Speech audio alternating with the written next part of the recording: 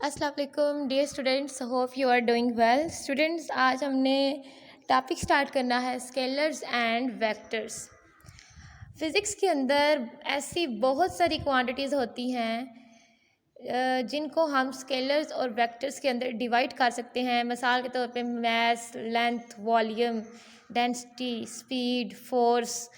तो स्केलर्स और वेक्टर्स जो हैं इनके ज़रिए हम इन वेरियस क्वांटिटीज़ को डिस्क्राइब कर सकते हैं। तो हम सबसे पहले देखेंगे स्केलर्स और वेक्टर्स है क्या।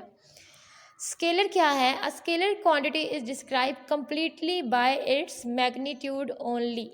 ये ऐसी क्वांटिटीज़ हैं, ऐसी मिकदारें हैं फिज़िक्स के अंदर जिनको हम सिर्फ मैग्नीट्यूड से मुकम्मल तौर पे बता सकते हैं, उनको बयान कर सकते हैं। ये हमारे पास स्केलर्स हैं। मैग्नीट्यूड किसको बोलते हैं? आप लोग पढ़ के आए हैं। मैग्नीट्यूड का मतलब होता है कि न्यूमेरिकल वैल्यू, किसी भी क्वांटिटी की न्यूमेरिकल वैल्यू को एक यूनिट के साथ जब आप बता देते हैं, वो उसका क्या होता है? मैग्नीट्यूड और यूनिट, यानी ये उसका मैग्नीट्यूड है ओवरऑल। फॉर एग्जांपल, अगर आप शुगर का मैथ बताना चाहते हैं, आप बोले 2.5 kg, तो 2.5 उसकी न्यूमेरिकल वैल्यू है और kg उसका क्या है? यूनिट। तो 2.5 kg उसका मैग्नीट्यूड है। तो जब आप यूनिट को और न्यूमेरिकल वैल्यू को सिर्फ यूज़ करते हैं, तो इसका मतलब है आप मैग्नीट्यूड डिस्क्राइब कर रहे हैं। और जिन क्वांटिटीज़ को आप मैग्नीट्यूड के ज़रिए कम्प्लीटली डिस्क्राइब कर सकते हैं, वो हमारे पास क्या है? Scalar quantity. इसकी हमारे पास मुख्तलिफ एग्जांपल्स हैं। Mass, length, time, speed, volume, work, energy, ये सब हमारे पास क्या है? स्केलर्स। देखिए स्टूडेंट्स, मैथ्स की एग्जांपल ले लें। जब आपने मैथ्स बताना है, तो फॉर एग्जांपल आप शॉपकीपर के पास जाते हैं, आप कुछ भी खरीदने जा रहे हैं। अगर आप शुगर ही फॉर एग्जांपल लेने जा रहे हैं, तो क्या आपको ये बताने की ज़रूरत होगी हमें ईस्ट में 5 kg शुगर चाहिए या वेस्ट में हमें 5 kg शुगर चाहिए? नो। हम सिर्फ मैग्नीट्यूड बताएंगे कि हमें कितनी शुगर चाहिए? 5 kg। तो इसका मतलब है मैथ्स हमारे पास क्या है? Scalar quantity. इसी तरीके से लेंथ की एग्जांपल ले लें।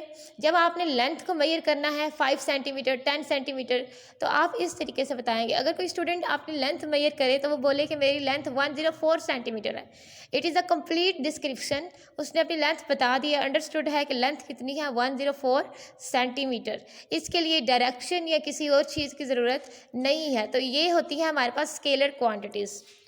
नेक्स्ट आते हैं वेक्टर्स की तरफ। वेक्टर क्या है? Vector quantities can be described completely by magnitude and direction. इनको मैग्नीट्यूड की भी ज़रूरत होती है और इनके लिए डायरेक्शन बताना भी ज़रूरी है। इसकी हमारे पास वेरियस एग्जांपल्स आ रही हैं। वो हमारे पास कौन सी हैं? वेक्टर्स की velocity, displacement, force, momentum, torque, ये सारी हमारे पास क्या है? वेक्टर्स की एग्जांपल।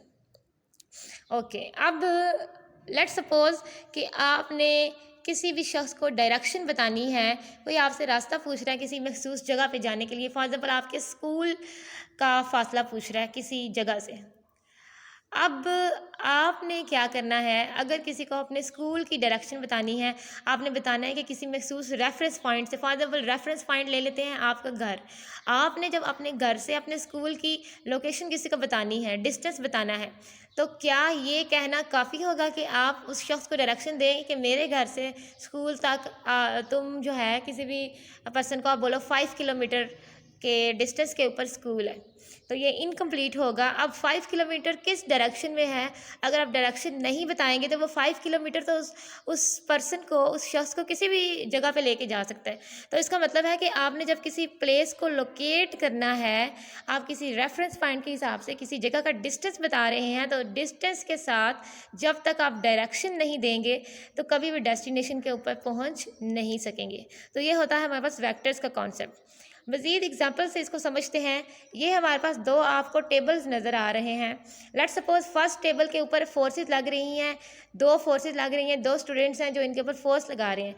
एक स्टूडेंट F1 लगा रहा है इस डायरेक्शन में, दूसरा भी सेम डायरेक्शन में F2 लगा रहा है। ओके, नेक्स्ट देखें।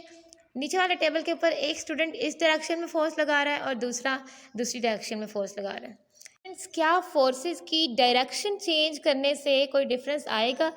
बिल्कुल डिफरेंस आएगा। देखिए, जब दोनों स्टूडेंट्स एक डायरेक्शन में फोर्स लगा रहे थे, तो टेबल उसी डायरेक्शन में जाएगा जिस डायरेक्शन में क्या लग रही है? फोर्स।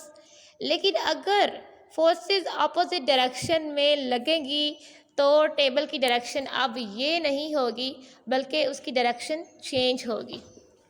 तो ये हमारे पास कॉन्सेप्ट है वेक्टर्स का।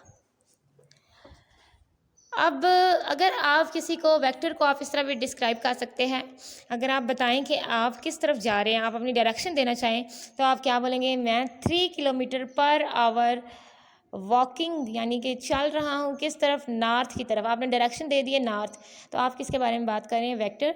तो स्टूडेंट्स, फोर्स की डिस्क्रिप्शन या इसी तरीके से वेक्टर, कोई भी वेक्टर क्वांटिटी हो उसकी डिस्क्रिप्शन अगर डायरेक्शन नहीं देंगे तो इनकम्प्लीट होगी। तो ये है हमारे पास वेक्टर क्वांटिटी। नेक्स्ट हम अब देखेंगे रिप्रेजेंटेशन ऑफ वेक्टर्स। वेक्टर्स को जाहिर कैसे किया जाता है, कैसे हम स्केलर और वेक्टर के दरमियान डिफ्रेंशिएट कर सकते हैं फिजिक्स के अंदर, कि हमें पता चले कि वेक्टर है ये क्वांटिटी और ये क्वांटिटी स्केलर है। ओके, कैसे हम वेक्टर को डिस्क्राइब करने लगे हैं। अगर आपने एक वेक्टर को स्केलर क्वांटिटी से डिफ्रेंशिएट करना है, आप देखना चाहते हैं कि वेक्टर क्वांटिटी कौन सी है और स्केलर क्वांटिटी कौन सी है, तो स्टूडेंट्स, वेक्टर को रिप्रेजेंट करने के हमारे पास वेरियस मेथड हैं। नंबर 1, हम बोल्ड लेटर्स यूज़ करते हैं एक वेक्टर क्वांटिटी को रिप्रेजेंट करने के लिए। फॉर एग्जांपल, ये आपके पास फोर्स है, एक्सेलरेशन है, डिस्प्लेसमेंट है, तो ये आपके पास जो है बोल्ड लेटर में जब आप इनको लिखेंगे तो इसका मतलब है ये क्या है? वेक्टर्स।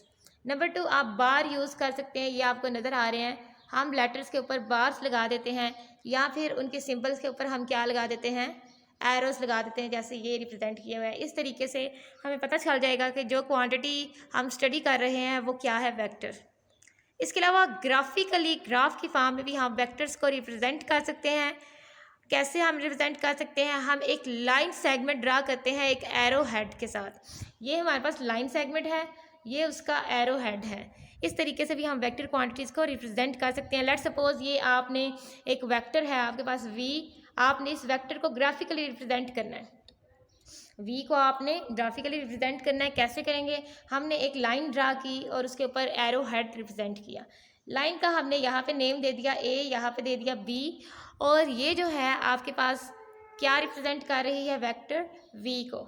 स्टूडेंट्स, ये जो लाइन की लेंथ होगी, ए बी लाइन की जितनी लेंथ है, ये आपको क्या देगी? मैग्नीट्यूड। इस वेक्टर का क्या दे देगी?